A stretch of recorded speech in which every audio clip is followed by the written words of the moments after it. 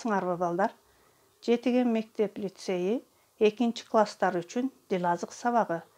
Башталгыч класстар мугалими Абдылдаева Гүлзат Жолдошбаевна. Балдар, бардыгыбыз маанайыбызды көтөрүп, табышмакты угабыз. Жазда келет тынбай сайрайт, өзү жалкоо буя салбайт, учуп жүрөт тымызын, эч тартынбай кыдырып. Бул эмне? Табышмактын жообун табабыз. Азаматсыңар. Демек, эмне экен балдар? Көкөк экен, Демек, балдар, бүгүнкү биздин өтө турган темабыз эмне жөнүндө болот деп ойлойсуңар? Демек, бүгүнкү өтө турган темабыз үпүп менен көкөк жөнүндө болот экен, балдар, азаматсыңар. Анда биз темабыздын өтөрдүн алдында сабактын максаттары менен таанышып алайлы. Жомокту окуп, түшүнгөнүн өз сөзү менен ыраттуу айтып берет. Жомоктогу каармандардын мүнөзүн талдай алышат. Бир туугандар бири-бирин сыйлоого үйрөнүшөт. Биз бүгүн ушул максаттарды ишке ашырышыбыз керек, балдар. Ошондой эле азыр сөздүк жумушка көңүл бөлөбүз. Сөздүк иш.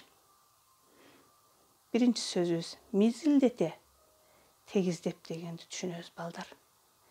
Экинчи, какшана, тынбай сүйлөгөн, сайраган адамды айтабыз. Үчүнчү сөзүбүз чымыратып, катуу ысытып деген түшүнөт экенбиз, балдар.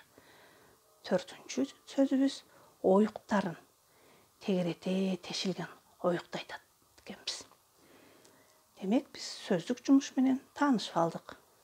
Эми китебибиздин 79 бетин ачып, кыргыз эл жомогу үпүп менен көкөктү чогуу окуйбуз. Үпүп менен көкөк илгери агайын экен. Үпүп улуу, көкөк кичүү. Бул экөөнүн аталары бир тууган болушкан. Ошондуктан туугандар болуп эсептелишет. Туугандардын мүнөзү ар башка эле. Үпүп кышты жакшы көрө турган. Көкөк күндүн ачык тийгенин, денени чымыратып, ысып кактанганды жакшы көрөр эле. Андыктан булар өздөрүнүн жоосундарын жарыя эле айтып, биринчиси үпөпкө кыш десе, экинчиси көкөккө күн деп какшана беришет. Буларды көргөндөр капырай, ушундай дагы туугандар болобу деше турган. Экөө бири-бирин көрө алышпайт. Үпүп уя жасап, бирок көкөккө көрсөтпөдү. Уясын аска жардын жарыктарына, там дубалдын оюктарына салат да, ургаачысы жумуртка басып бекинип алат. Тумушугун эптеп өтө турган тешик кылат. Ал тешиктен эркеги курт кумурска, көпөлөк, чегиртке тиштеп келип берип турат. Балапан жумурткадан чыккандан кийин ургаачысы сыртка чыгып, баягы уянын сыртын кайра мизилдете шыбап коет. Эркек ургаачысы экөөлөп жем ташыганга кирет. Тумшуктары илинген жемди акырын берет да, ойт коюп учуп кетет. Көкөк бактардын жалбырактарына жашынып алып, канчалык аңдыса да үпүптүн уясы каякта экендигин билбеди. Андыктан жашынган жерин учуп чыгып, көкөккө күн деп кайталап какшана берет. Муну уккан куштар шылдыңдап артынан ээрчип учуп алышат. Көкөк байкуш кантсин куштардан уялып, калың бактын жалбырактарына кайра жашынып аңдый баштайт. Үпүп тууганына эч шек шыба билгизбейт. Буларды кояй дей турган ата-энелери азыр жок. Алар бириңден бириң үйрөнүп, үлгү алгыла деп осуят калтырышкан. үйрөнөйүн десе тууганы тигинтип.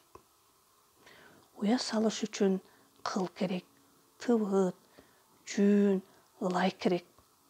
Аларды биз кайдан таба алабыз? Эч нерсебиз жок деп коет. Анда күкүктөр кой дешет экен бири-бирине.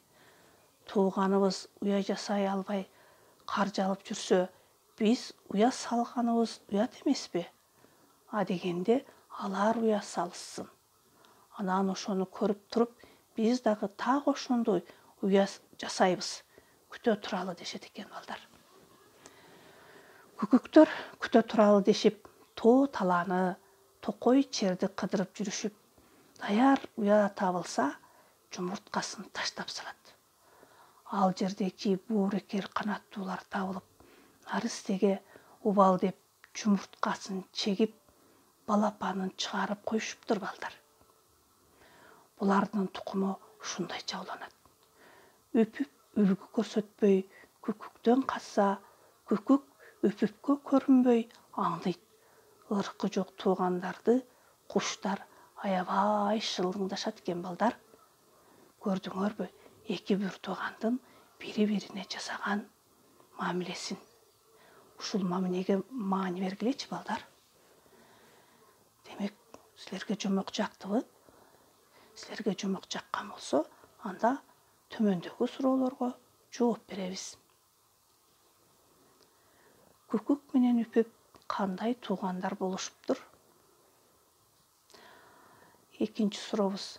Аларды башка канаттуулар эмне үчүн шылдыңдашат экен? Үчүнчү сурообуз. Үпүптүн куулугун күкүк билдиби деп ойлойсуңар? Төртүнчү сурообуз. Күкүк эмне үчүн азыркыга дейре уя салбай, ар кимдин уясына жумурткасын калтырып коюп жүрөт экен балдар?